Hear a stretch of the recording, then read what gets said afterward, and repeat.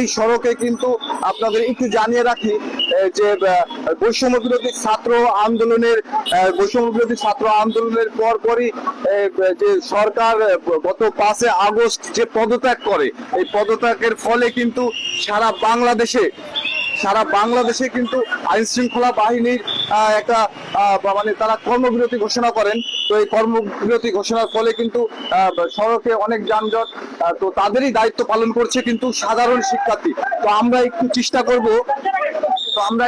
করব একটু সাধারণ শিক্ষার্থীদের সাথে, যারা এই ট্রাফিকের দায়িত্বটি পালন করছে, তাদের সাথে একটু কথা বলার জন্য।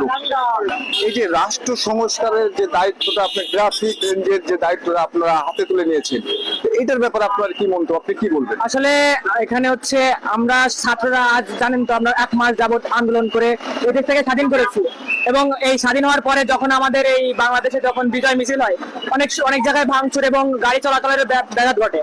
তো আমাদের ছাত্রদের তো উচিত, এটা তো আমাদেরই সম্পদ।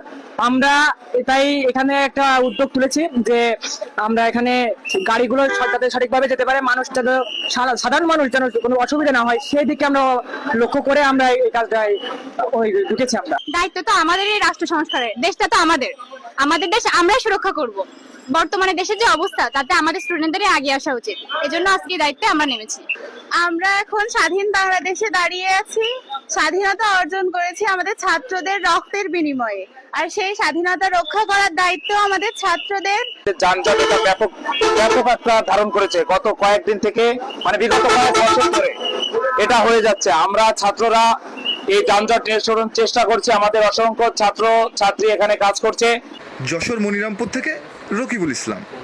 কই হেলমেট কই আপনার? আর হেলমেট একটা লাইনে যান, ওভারটেক করেন না, একটা লাইনে যান, এক লাইনে যান। আঙ্কেল আপনি দাঁড়ান না, তাড়াতাড়ি আসেন, তাড়াতাড়ি আসেন, তাড়াতাড়ি আসেন, তাড়াতাড়ি যান, তাড়াতাড়ি যান।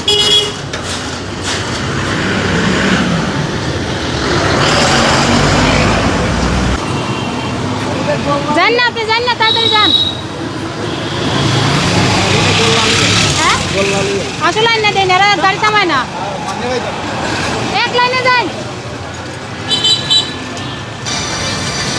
এক লাইন, এক লাইন, এক লাইন,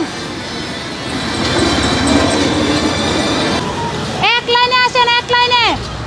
আমরা একটা সুন্দর দেশ গঠন করার জন্য আমরা এই পদক্ষেপ নিচ্ছি।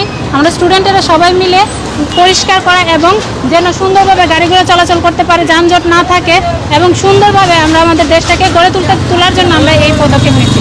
তাই আমরা কাজ করতেছি সবাই অনেকক্ষণ সময় ধরে। আমাদের অনেকগুলো টিমে, এক একটা টিম এক এক জায়গায় কাজ করতে। ওইদিকে একটা টিম আছে, এখানে আছে, আবার শহরের ভিতরেও আছে। আমরা ওই যে ময়লা পরিষ্কার করার জন্য, তারপরে এই যে বিভিন্ন ট্রাফিক নিয়ন্ত্রণ করার জন্য আমরা আসছি।